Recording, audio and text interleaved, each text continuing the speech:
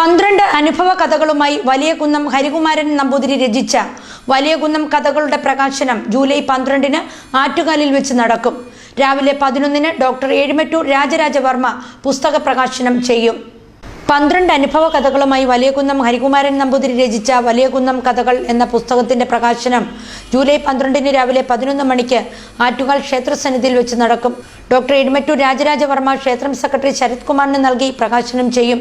ഇതിനു മുൻപ് നിരവധി കവിതകളും ദേശഭക്തി ഗാനങ്ങളും ലേഖനങ്ങളും വലിയകുന്നം ഹരികുമാരൻ നമ്പൂതിരി എഴുതിയിട്ടുണ്ട്.